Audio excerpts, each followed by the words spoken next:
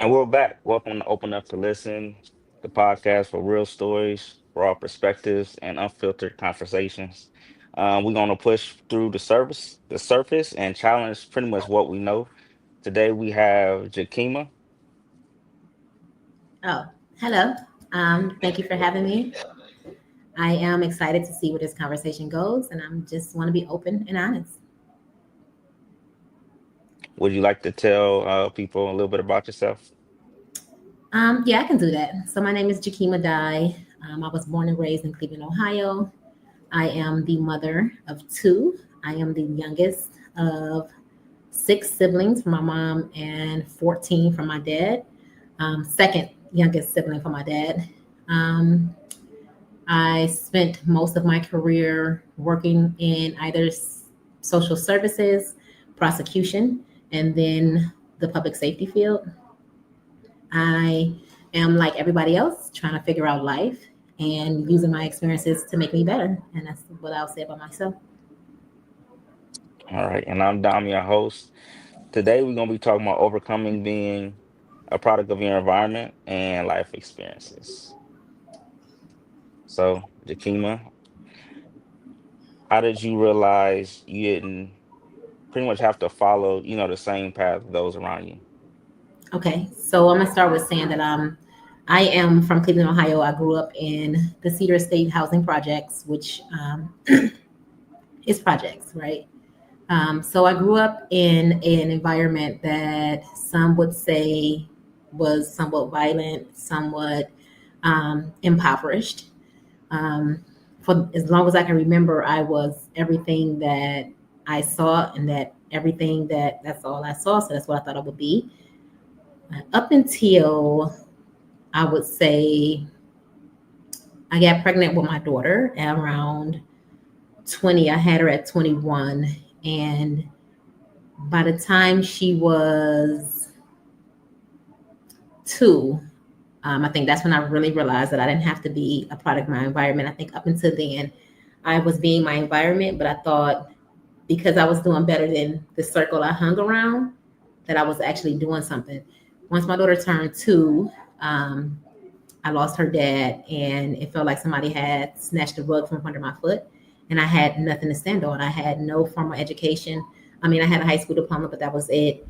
I had no skills because I didn't have to work because he was in the streets, and so I was a kept woman of sorts. Um, so it was in that moment that it felt like either you go be what society says you're going to be, or you're going to be something different. Okay, so even going through the different things that you would go through, obviously being a product of your environment, there's also influences that kind of pull you back.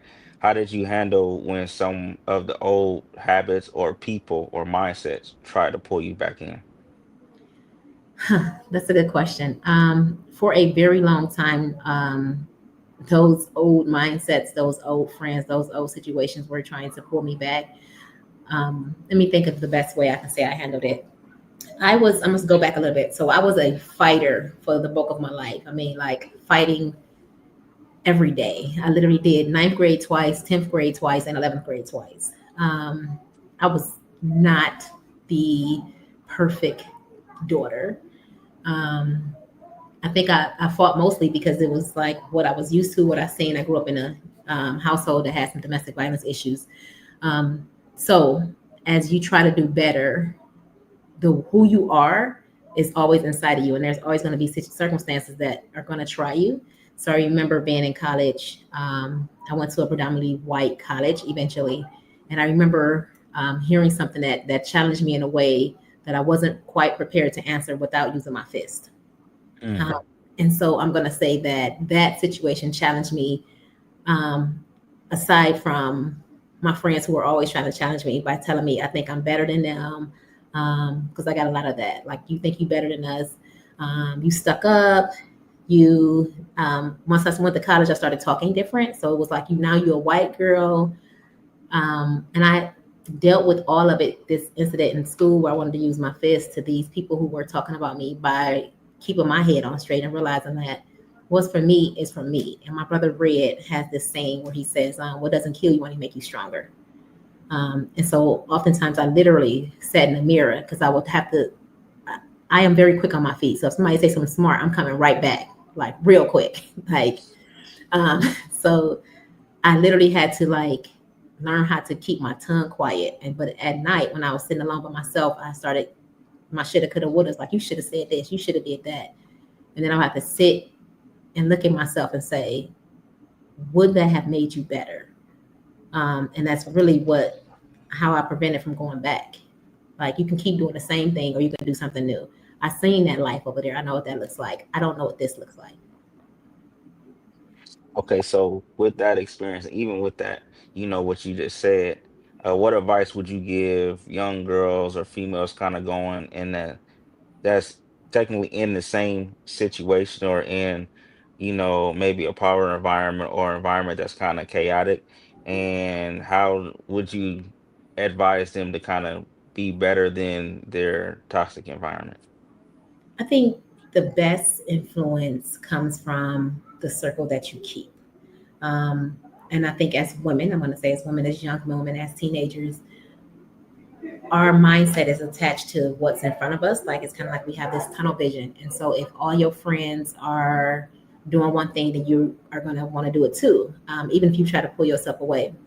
And so what I will say is the best way to get yourself out of it, the best way to pull yourself away from it is surround yourself with people who are doing better than you. Because that is the only way that you can see another path. Until you do that, you won't be able to see that other path. Put yourself in environments that are different from the one you are in. Start reaching out and seeing, like, is there any um, like different rec centers offering different things? Is there things you can go to where there's a different set of women? Just start networking with other women, um, other people. If you see something in somebody and you like it, get to know that person. Likely they'll take you under their wing and try to show you something different. At least that's what happened in my life. I had a lot of people who there were certain characteristics that I saw in them as a young girl that I was like, I want to be just like that. And so I kind of gravitated towards them. And I don't know if they recognized that or if they just gravitated towards me back. But to this day, I see some of these skill sets that I saw in these other women in myself. So I just kind of Mm. became what I see and what I surrounded myself with. So I would say, remove yourself from the environment as often as you could and expose yourself to new things, new people, and broaden your horizon. That's a bar. So I'm not gonna say women. I'm gonna just say your experience because I know, when you say women, it's generalized. But why do you feel I'm not gonna say women. Why do you feel you struggle or people will struggle in silence? I think now I can only speak from my experience, but I can also Mhm. speak from the experience of people who have been close to me, which is both men and women. And Mhm. I can only speak for. I don't want to even make it about black and white because I've seen it on both sides. But I think generally speaking, we struggle in silence because that is what society has told us to do, or not even told us, but has showed us that this is what you are supposed to do.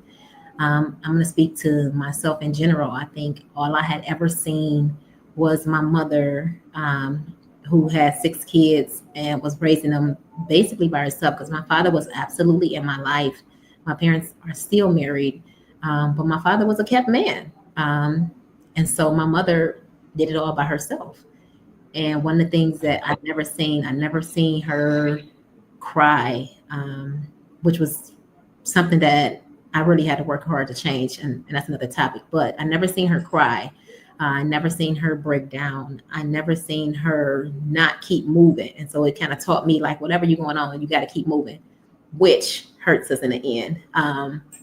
But I think generally speaking, we do what we've shown to do. Ultimately, we are all still the same kids that we were, right? I'm just a grown version of myself. I'm still the exact same girl. You don't become someone else just because you age. I'm still the 6 year old little girl that stood and watched my mother, dap her face with ice after being abused. Like, I'm still her, that she is still inside of me.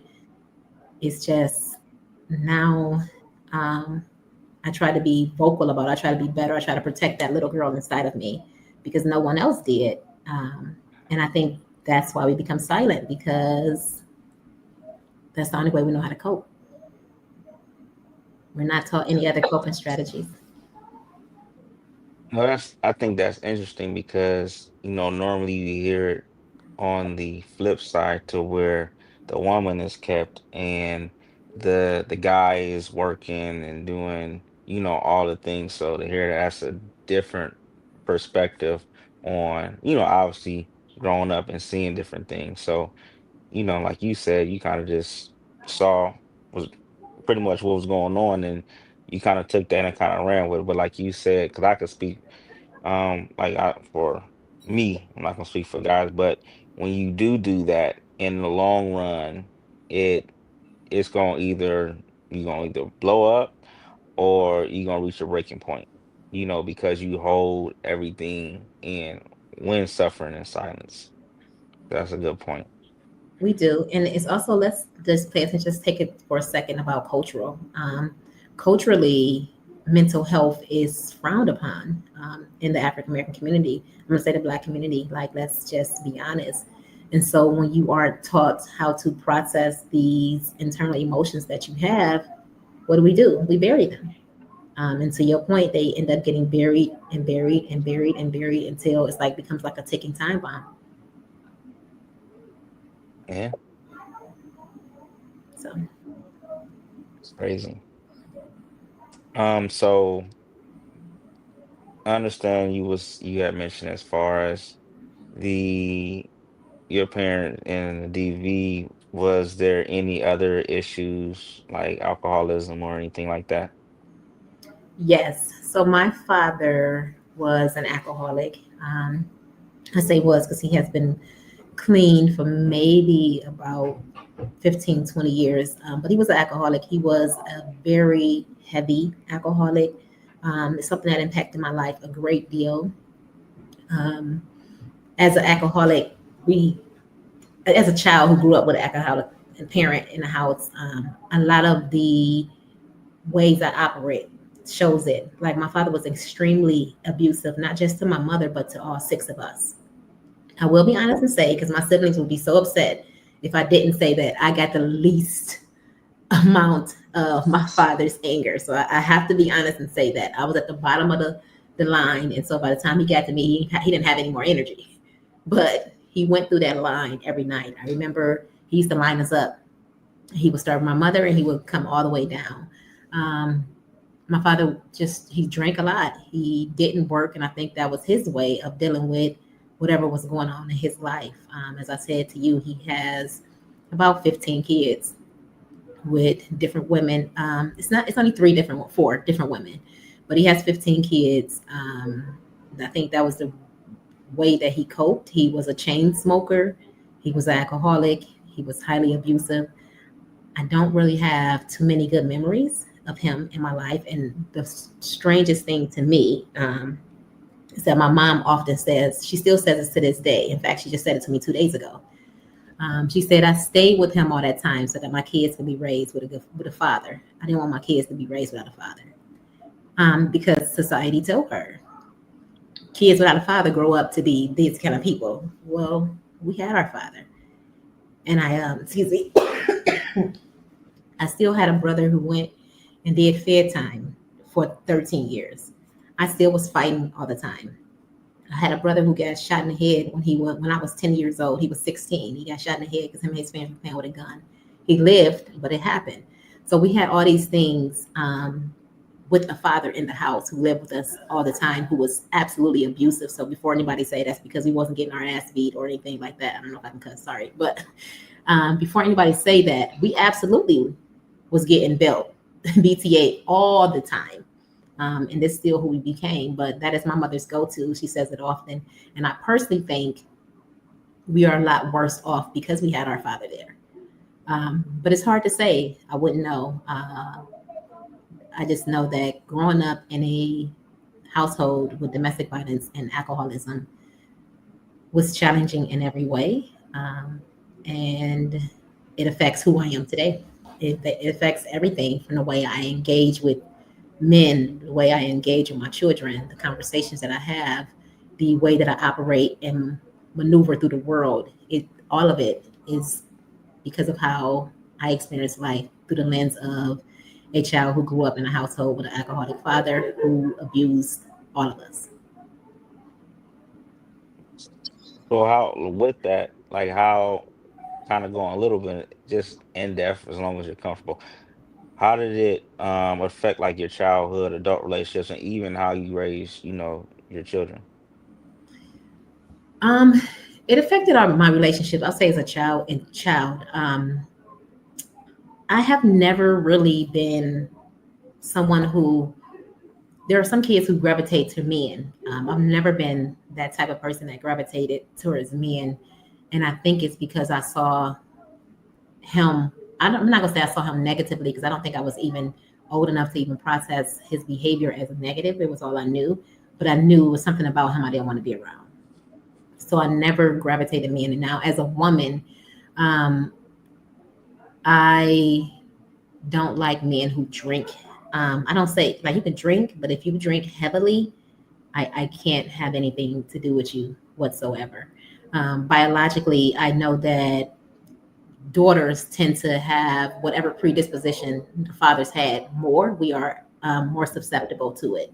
And so with my mom's kids, she has two daughters, me and my sister. And I remember I was like 17 when I told my sister, look, one of us gonna be an alcoholic. It ain't gonna be me. And for a period of time, my sister was a heavy drinker. And I remember her getting drunk when we were like, I think I was like 26, 27, and she was dancing on a table. She was so tipsy. And I pulled her down from this table at the party and said, it's you. You're the alcoholic. Congratulations. You made it. And she has not had a drink since that day. Oh, wow. The power Like, of words. yeah, she won't drink. Now I will drink wine. I think I drink wine maybe like 6 or 7 times a year. That's how like um not into drinking I am. Like it's like it something about it. Like my soul won't allow me to like really enjoy it past a certain point. As far as my kids, my kids have never seen me drink. They won't see me drink. I don't holler. The way I'm talking to you is how I'm always talking to my kids. And if I raise my voice, I may raise my voice, but I'll still be talking in the same tone, this same pitch. It's because I get hollered at a lot. Now, whether it's successful with my kids, I don't know. That's up for debate. But but this is the tone I talk to them in as much as I can. I do have moments where I get a little gruff because I'm from the projects. So let's keep that in mind. But mostly I try to be calm with my kids. I don't let them like when I'm dating guys, I don't really let them meet my kids. Like I feel like my kids are off limits. And I know that may be weird to some, but I don't see a situation where I want someone in my children's life who didn't birth them. So that's just kind of, I don't know if that's something I did because of my experiences in life with my own father, or if it is just something that's in me that feels like I have to protect them from something that I don't know is there. Um, but that's just kind of how growing up with an alcoholic father who was abusive has affected me in those two areas. Mm. So when it comes to um you said single mom, so when it comes to the fathers and I'll just say the misconception when it comes to dating the single mom. How is that? Because like you said that you're not going to allow them to meet your kids till you feel comfortable. And 9 times out of 10, you have to be comfortable, with doing such. So, Yeah, so I have to be honest, my experience with dating as a single mom may be different than most because I have two children. And unfortunately, both of their fathers are deceased.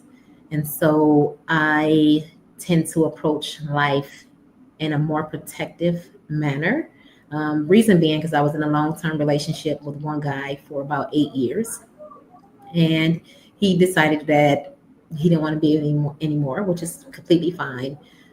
He had been in my daughter's life since she was 2, she was 10. And one of the things that he said to me as we were separating is, the girl that I'm talking to don't want no man with kids. So you and your daughter just got to go where y'all got to go.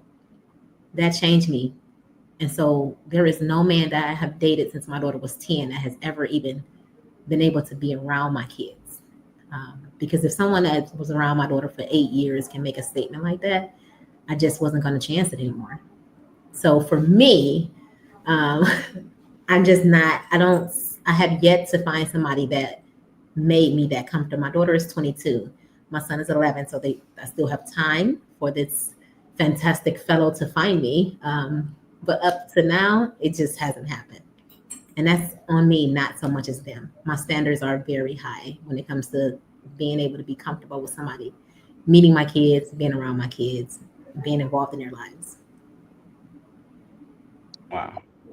Well, I'll just say for the guys out there, there are two different guys. There's a guy that will probably don't want nothing to do with the kids or whatever, but there are guys out there who genuinely, care about kids, and if they like you, they will do for you and your kids, not just, for you. Because I do know, like, there's from guys that I know and I've seen, there's guys who will just be there for that person, and that's it. They don't really care about the kid. They just care about the person. But there are guys who will be there for, the mom and the kid, and genuinely want to impact, the lives. Because I think a lot of times how it's looked or how it's perceived is that, oh, well, you raising this, um let's just say a guy is raising a kid that's not yours, and yeah, it could look that way, but it all depends on the person's character, and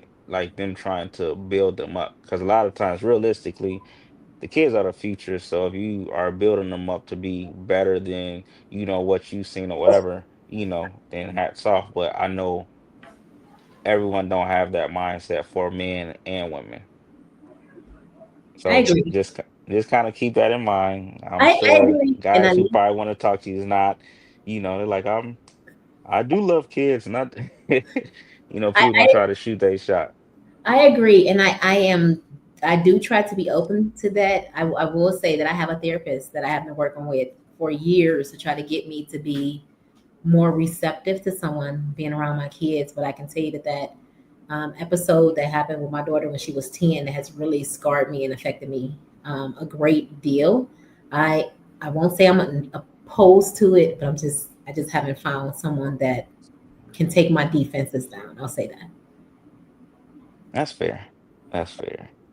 Um, but you said that both of your kids' fathers deceased. Like, how did you handle, like, what was your biggest challenges for just to suddenly now you're a single parent and you have to raise kids on your own? Because I know that had to be tough with grief and just doing it on your own. So when my daughter's father was murdered, I was 25 years old. My daughter was 2. Um, Actually, I was 24 years old. I didn't know. All I had was grief. I will say that all I had was grief, and I didn't really know how to process it. I can't say that it had happened to anybody I know, and so the people who love me the most didn't really know how to support me in that area. Um, so I think for quite some time, I'm going to say some at least a year. I think I was more grief stricken than I was a mother. I will say that I tried to be mothering to my child. But I'm gonna go back and just say my mother raised me to believe that you only supposed to be with one man your whole life. My mother was with one man her whole life. She had kids with that one man, and so as her child, that's what I aspired to do. And so here I have this situation where I'm 24 years old. I lost the love of my life.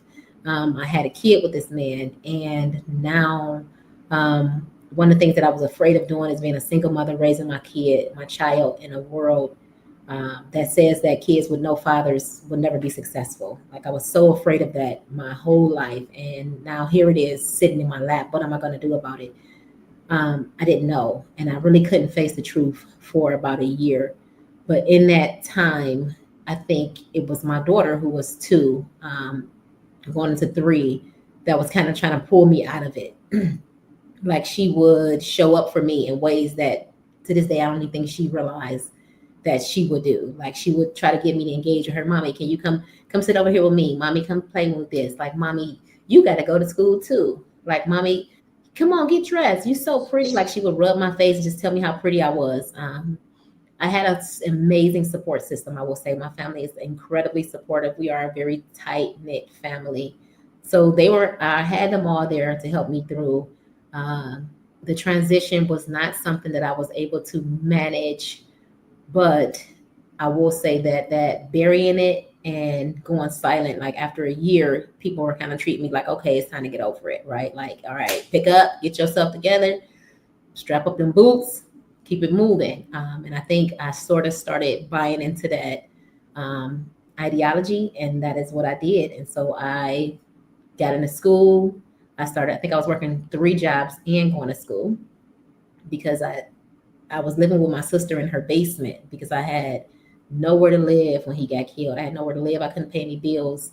Um, I had no skills, and I wanted better for my daughter. And so I started working 3 jobs and going to school, and I was able to do that successfully. And I finally had got us to a point where we were living comfortably. And then I ended up getting pregnant with my son on a whim after this guy I told you about that made that comment about not wanting to be with me or my child. I decided I was going to have a one night stand, and that one night stand had me. Um, and I ended up with a baby because of it. That was a whole experience. But lo and behold, it would happen again, and I'll end up raising both of my kids the same. They say lightning don't strike twice. Clearly, it did in my world. Um, and so the biggest part of me being able to having to navigate a life with no fathers of my kids is like I started really having to tell myself I'm no different than all the other women out here who are doing it because the father of their children don't want to be in their life. Now, I will say the one thing that bothers me though, from this side of the aisle where I don't have a baby father that can step up and be there if he desired to, like that can't happen for me, is that there are so many men who want to be in their kids' lives, and then you have the women who are preventing it. So that is something that I really can't understand, and that really rubs me the wrong way. Um, I don't always know the circumstances, but I think if a man is there and he's willing to try, they should let them, because the other option is you cannot have that opportunity at all, like me. Well, that was powerful. Like because like you, I'm pretty sure, guys gonna be clapping at that only because it's just like it's twofold. And I do know it's not always guys because there's some women out there that's like that, too, so it's just like it goes both ways, but obviously the stereotypes are, guys aren't there or they're absent or whatever the case is, but a lot of times they do be there, and some of the times it's just because they're not getting their way, so they say whatever narrative. But I do want to go back to kind of what you said because you harped on it a couple of times. Just the stereotype of people saying that you can't do it with you have to have two parents. Now, I do agree, and obviously I would strive, and I think that would be the goal. But I want to hear your take as far as how that stereotype can be good, but how it can not be good based off of your experience. Well, I think like the stereotype has exists for decades, centuries, even maybe. I want to say that I mean it's true. There are a lot of things that growing up in a two-parent household helps children be able to navigate better than children who are raised by a single parent. But being someone who, let me just say, like I was a product. I'm a product of a two-parent household, right? Like literally all my life, I had two parents. Um, and now I'm growing. I'm not growing. Now I have the situation where I have 2 kids with no parental involvement. Do they have men in their life? Yes. I have brothers. They have mentors. They have like family friends. Like we have a lot of men in their lives, but they don't have that actual father in their lives. So for me, I feel like I've seen both sides of the coin. I can't say that. how I would be if I didn't have my father, because I don't know, because I had him. But I Mm. will say is that I grew up in a situation that wasn't the best with my father. And now my children are growing up with just me, and I have a son. And there are certain things that I think Black boys need to be taught by Black men. And so naturally, I feel like I'm going to fall short in that area. And that is one of the things that scares me. But the whole stereotype about children who grew up in houses without two parents are less intellectual, less able to, like their coping skills are a bit delayed. Like all of these statements that the statistics show and that society tells us, I think it's all there. But I also think that if you're growing up in a loving household, that has to account for something. So while I can't give them their father, I can give you everything I have to offer. It's not going to be everything, but I can try to get you everything. Like I'm not a man.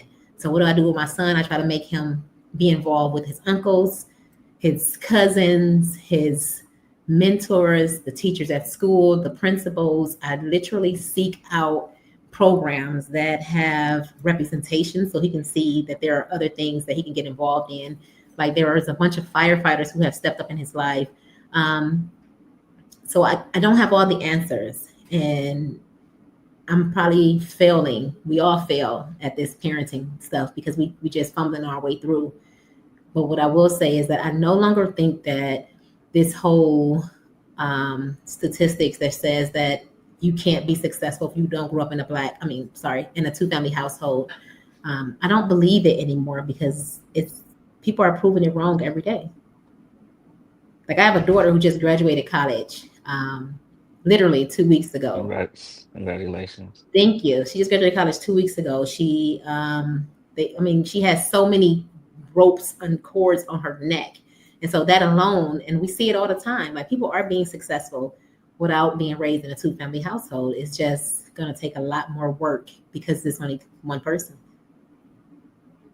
I would like to say, don't say fail. I would say learn. Failing is pretty much accepting that accepting defeat. I would definitely say, you learn something happened, you dust yourself off, but you try to figure it out. Because I think to your point, what you said, how you reached out and you tried to find out ways to help cultivate your son so he could have the different opportunities that that you can give. It's a lot of people, I would say, from that perspective, as far as trying to raise men, when it comes to women, that will, nope, I could do this, and it'd be either pride or power, whatever it is, why they feel the way they feel, but they believe that, oh no, I could do it by myself, instead of realizing, no, let me put my pride aside and let me recognize it's not about me.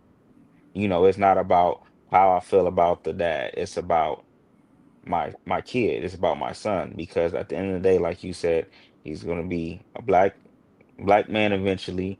He's going to have to go through the different things that you know a black man would only know what they go through in life when it comes to different things, different careers, and different things that you go through. So it's like, I know for me, I've been taught and understanding, like, you got to work twice as hard as the next, and you got to be suited and booted if you're going to go to an interview, whatever, because you got to be the tip top. Even if they're not, you still got to make sure you're good, because they still may take the person who's not even tip top because of the color of your skin in some instances. So it's those things that I think that goes unnoticed, as far as what a man can teach, a boy growing up and understanding the difficulties and ramifications of certain choices, certain action. But I think that's, I give you your flowers for even recognizing and being able to voice that, to say, I don't have all the answers, because sometimes people like to feel like, oh, we have all the answers, oh, I got this, and they don't need that, when in essence that may be the vital thing that they need, that you're robbing them of because of either pride or you don't want any help. Yeah. Now I want to say two things and follow up to what you just said. So I'm going to address first the failing. I don't typically like to use the word fail. I'm going to say the reason I use that word is because I now have a 22-year-old who, um, and this is, I'm going to say this second, so it's just coming to play right now. So I have a 22-year-old who has advanced emotional intelligence, I'll say. Like her emotional intelligence at sometimes is above my own.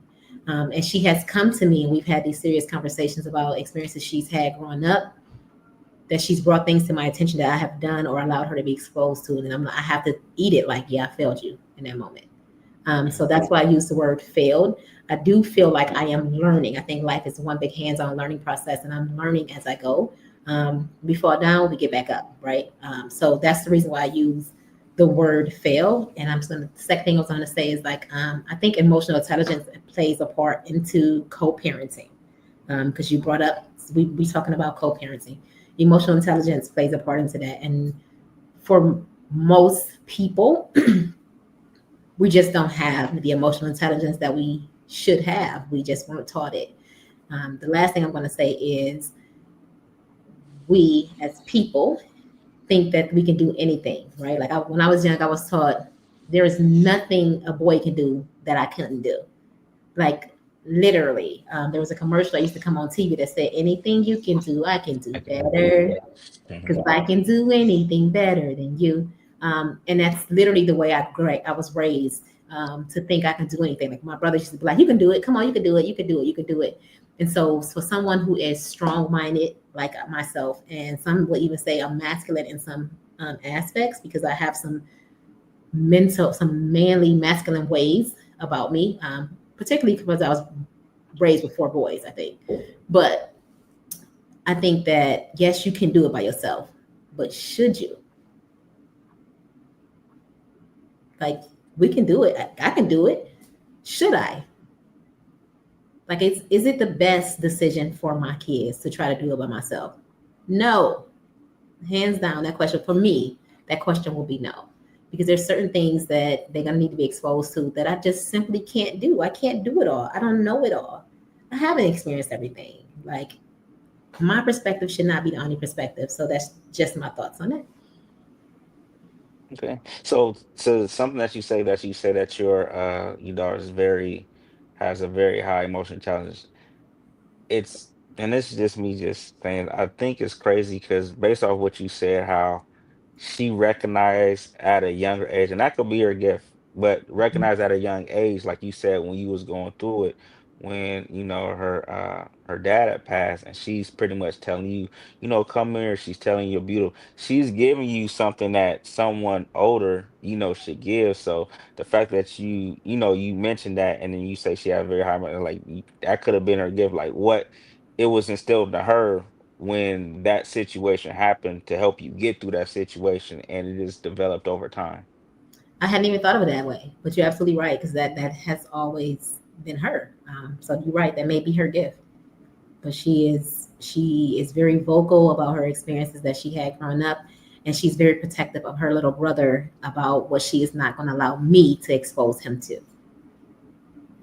So uh, that may be her gift. I'm grateful for her, and I'm grateful for this emotional intelligence that she actually aspires me to be better and inspires me to learn. I think have my emotional intelligence is growing because of what she's modeling for me, which is odd to say because typically as parents we model our behavior for our kids, but she's modeling this emotional intelligence, and I'm like, huh, I guess I got to step it up. So you're right.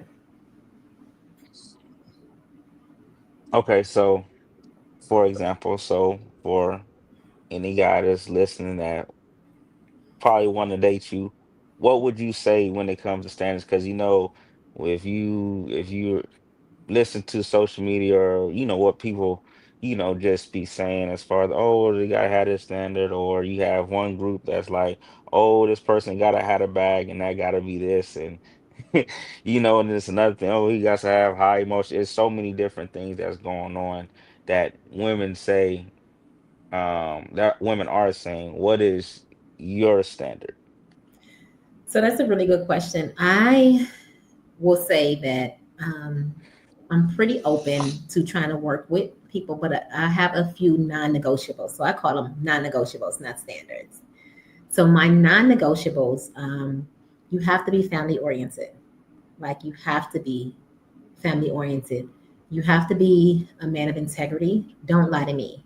Like shoot it to me straight. I don't care what it is, good, bad, ugly, or indifferent. Let me allow me the opportunity to make an informed decision. Like, hey, I like you, but I like her too. I want to talk to y'all both. Okay, cool. You told me, and if I decide to continue down this path with you, then that's on me because you told me what it was from the beginning. So that's I like communicative men. Um, so family oriented, men of integrity, communicative, and a listener, an active listener. Active, not in a sense that I'm listening so that I can respond, but listening so that I can process and actually hear you. I think so many people in general, sometimes I do it too. We listen to respond versus listening to receive. And so those are my non negotiables.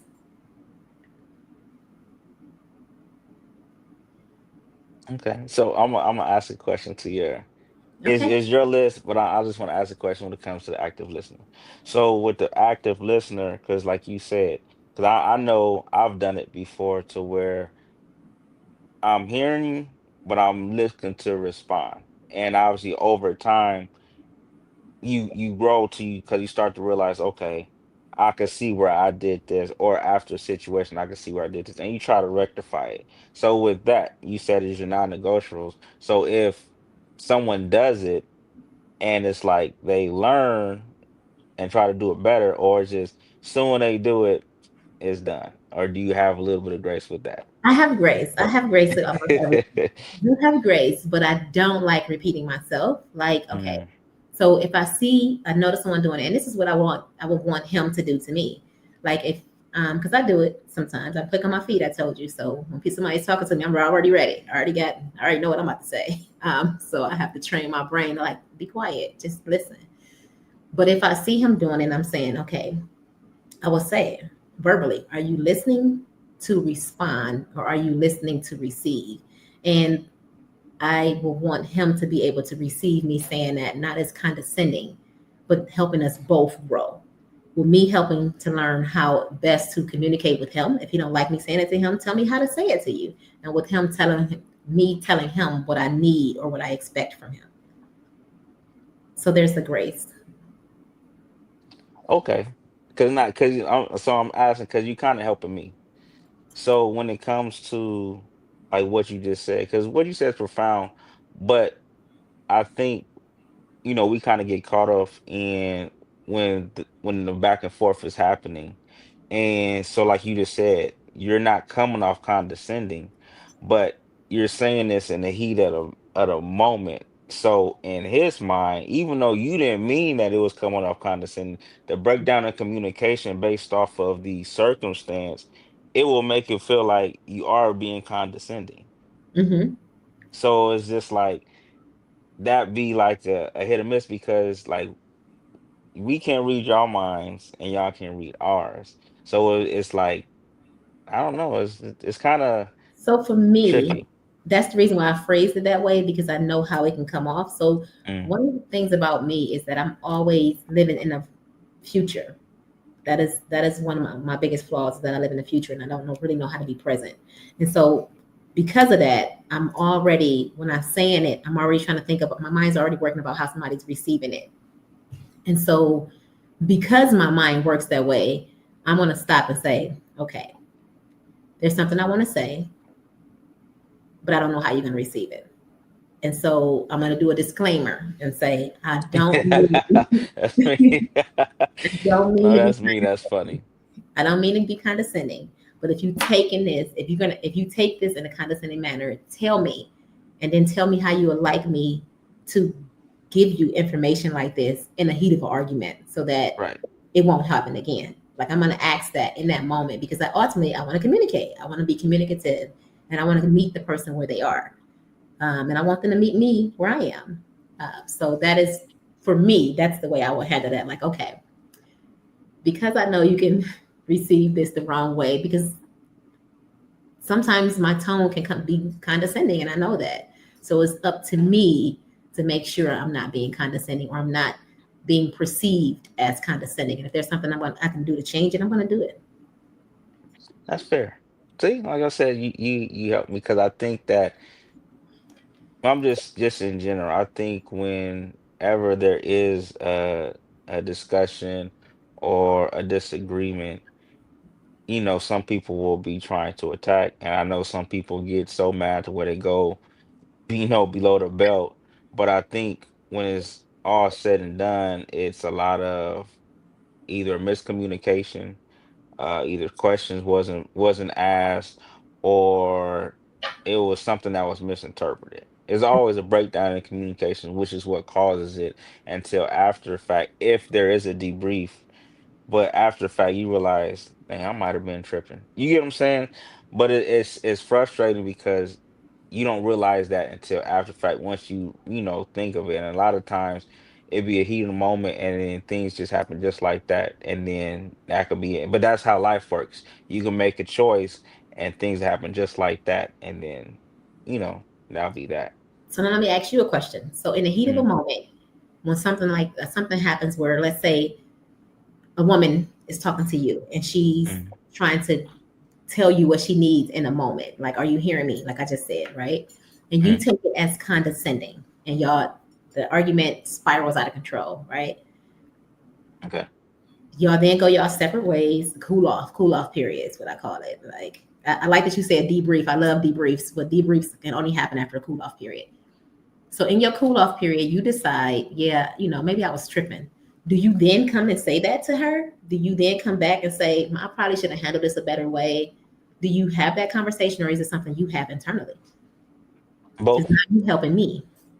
No, both. I'll do an internal, and then so because I'm not the wisest, and I try, kind of like you said, have a group of people that I can ask for some advice, and I know they'll be mutual without saying, because there's been times, because I've learned at a young age, one, I don't like to get family involved, but I learned at a young age to not call for people to say, yeah, you did because it don't help me grow.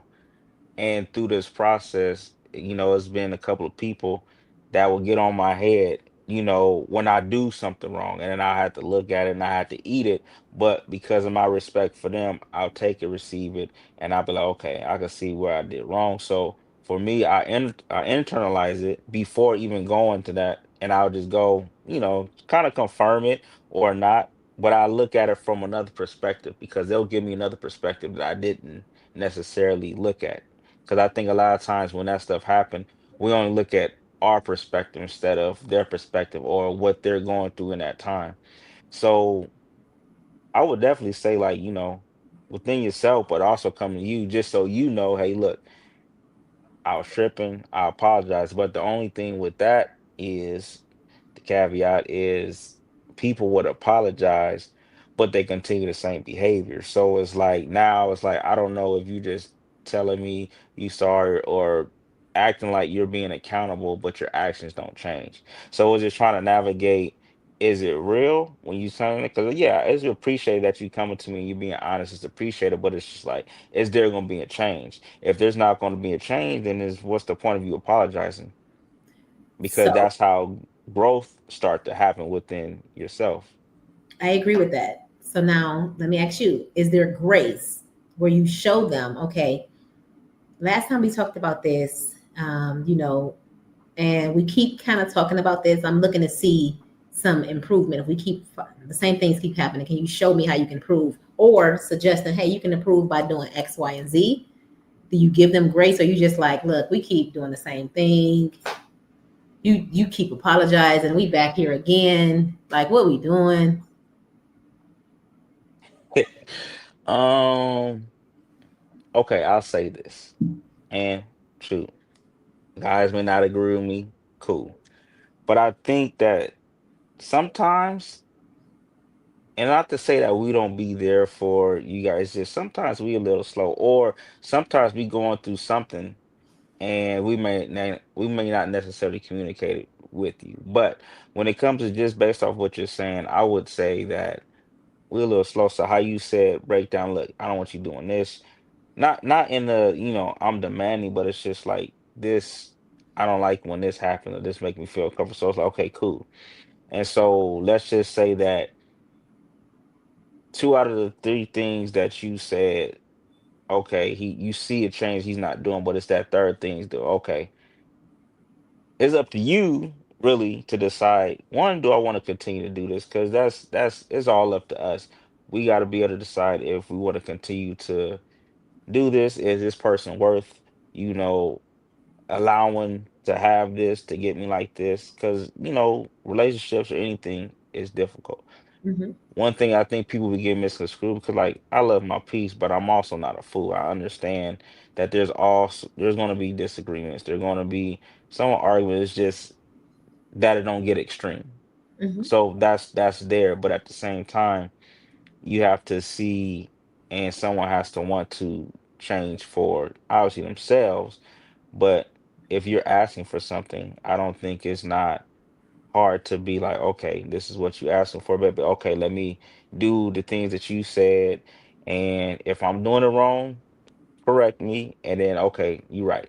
You get what I'm saying? Instead of waiting and then it gets up to here, and then now it's just like you spazzing out, and it's just like, well, okay.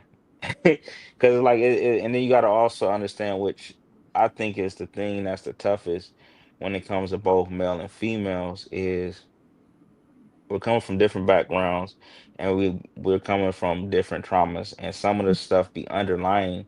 And like I'll say for myself, somewhat recently, it was something that happened, and it reminded me of my mom, Mm-hmm. and I didn't know it bothered me until it happened. And I would hear, or I would, see this along the lines of, oh, people holding on to trauma, or you know I would hear women saying, I'm not there to be their mom. But I don't think in that situation it wasn't like that. A lot of stuff, how I move, I'm really good at compartmentalize, so a lot of stuff be outside of mine. But when this situation happened, I didn't realize it was a situation until I realized it bothered me. But in that process, like I said, where I'm at now, instead of holding it, I reached out to my mom, and I expressed, how I felt, and we was able to move on for there. And for me, it was a type of healing. So I think that that's another dynamic too, when you going into situations where people have trauma. Not to say that it's not healed, because the person is healed, but you don't necessarily know that, dang, this stuff bothers me, because it never happened. Mm-hmm. You get what I'm saying? So I know that was long-winded, but it's No, a combination. no, I get it, but this all boils down to. I'm gonna ask a question after this, but it all boils down to me personally. What I believe is emotional intelligence, right? Like you have to be open to communicate. Like you, like sometimes we have be going through things we want to tell you. We go through things we want to tell y'all either, but we can't get stronger if we keep it all in. So that was what I was Mm, going to say. Um, mm. the next thing that I was going to ask you was, do you believe that the people we choose to date have characteristics that we ourselves either have, A, we either have them, or B, we are lacking them, and that's what attracts us to them? That's a great question. I'll be honest. I'm trying to think. I don't necessarily know how to answer that, because I don't. So let me just say, Okay. before I mean to cut you off, but before you answer that, the Mm, reason I'm asking that is because listening to you talk about what may happen, and then like this bothered me, and I had to go and talk to my mom about it so I can get it out of get it out of my system. Is like some. It made me think like, do we be doing this to ourselves in these relationships? Like, are we dating ourselves and not able to see it? Or are we dating someone who has some skills or something that we are lacking and we are attracted to? But because they have it and we don't, we clash.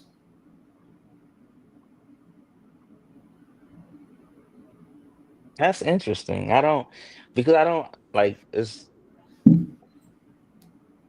I don't know. I don't either. I literally just came in my mind. So I don't want you to think I No, have like, that's a good question. I'm definitely got to get back with you on that. yeah, it's just I don't have an answer. that's fair. That's just something. Just think about that, because that's something that just popped into my mind as you were talking. Like, do we do this to ourselves?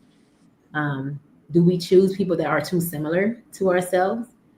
Do we choose people who have something that we want and so we are attracted to it, but our minds are not open enough to receive it? to experience it. Because I think that love is so simple. I think we make it complicated. I would agree with that. I would agree with that. Okay, so I'll say this. When it comes to, because I'm sitting there really trying to think. I think when it comes to, I'll just for myself, I could see it where it could be a combination of both from people I've been attracted to, but I also think it's also where you at too. That's true. I can give you that. Because like I like where I'm at now and I look at where I was before, a lot of decisions, a lot of things that I've done before, I wouldn't come close to doing. So I think it comes with maturity, but I think getting someone to where can make you stronger, I can see that. Where, I know that I'm weak at, I can see that. But someone like me, I don't think I could necessarily agree with that because like when I look, it may be one thing or two things, but it's just like it's people that I have dated that wasn't nothing near me, or close to who I am, but they may have an area to where it is one thing that I know that I would like to be good at, or I would like to learn, or we're mutually good at it, and it's more so okay, I can see where this can go because in this area we're very strong in this area, and this could be something. And I think a lot of times like you said, we make love more complicated than it is because we be in our heads when it's just simple. Yeah. Yeah. I don't know who we date or why we date them, right? Like I don't know. Maybe there is something like me in there. I can say that I don't want to date my identical person. I don't want nobody Me like neither. don't come over here with that. Like people, and it's funny. Like people, like I would say close family. I'll say close family, and people who I've dated, and some friends. I know I could come off like my sister. Her favorite thing is you're a butthole. Like that is me, and I don't necessarily would not choose to be one, but it's just like do everything that I done did when it comes to stuff when I was younger and stuff and long. I just learned to be that, and I'm sarcastic. So to me, the stuff be funny, but to someone it could be offensive, or I could be considered a butthole. And teach his own, but I know at heart, like my character and all that stuff, I know that's pure, but I know I could come off sometimes as well. So I won't want to be with no one that was like me. That's a negative. Yeah. I mean, I think I have some great skills. So there's some skills that I want people to have, but it's like Agree. don't be my reflection. Like that Hmm. is we are going to crash and burn.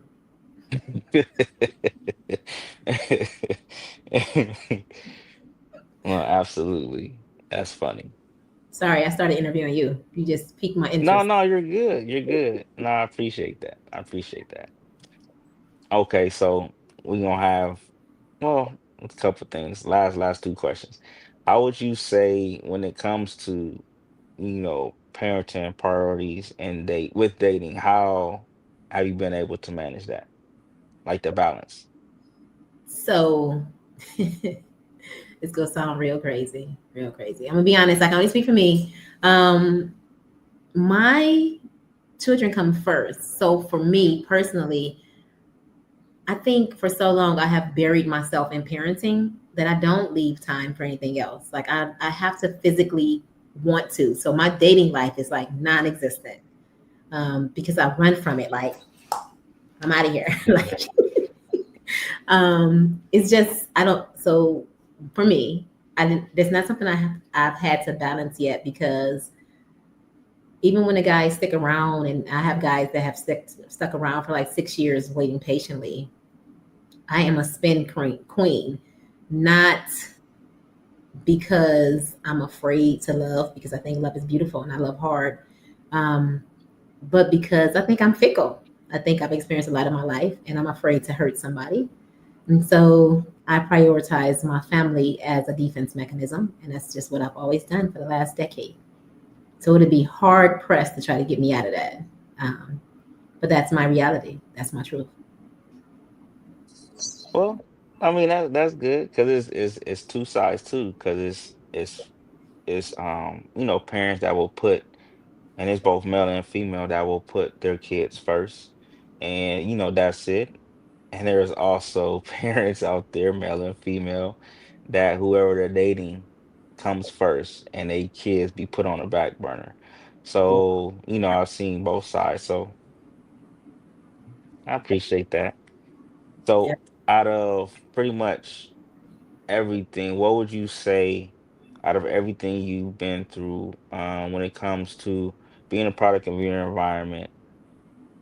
How can you, or if you had to give advice, how would you be able to help someone that's either struggling or, kind of down because of either their product or environment, or they don't think they could push forward to the next day? I think the best way to not be a product of your environment is to take your opportunities, whatever opportunities present themselves, to get beyond that environment. Even if you can't physically get beyond that environment, try to mentally get beyond that environment. Like before I can physically remove myself, I started mentally removing myself by reading. Like reading is not for everybody, but for me, that took me and showed me a different world, right? I was able to Mm. read stories about different people who are living their lives, and some of that was like, I want that, I'm gonna have that. It is very hard to not be everything you have been shown, to not model what people have shown you, to not get stuck with where you are. I will say that, and people say this all the time, but we truly are the masters of our fate. Like your world is only as big or small as you perceive it to be. Life is all about perception. If you believe yourself to be something, so shall that be true. So if you feel stuck, then everything about being stuck is going to be what life shows you. So I will say change your perspective, and your actions will follow. Like that. So that's what I think. At least that worked for me. And I think perspective is the way we navigate this life. So if you change your perspective, everything you do will follow behind it. No, I agree. I would wholeheartedly agree because it's almost like being stuck in a box. And I think that a lot of people who are either in the project or in the ghetto, wherever it is, whatever the circumstance is, drug addiction, whatever, they're around those people, so they're not able to see something different, which is a different perspective. So you're not able to see nothing. That's why it's crabs of the barrel and being stuck in a box because that's all you know. You haven't been shown anything different.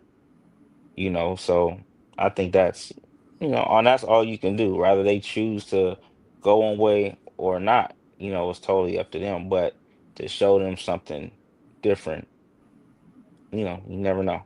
I agree with that. And what we tell our brain is what it believes, right? So if your brain tells you, like I used to coach cheer, and I had a parent tell me, um, she gonna be exactly what I am. I'm not nothing, so she ain't gonna be nothing.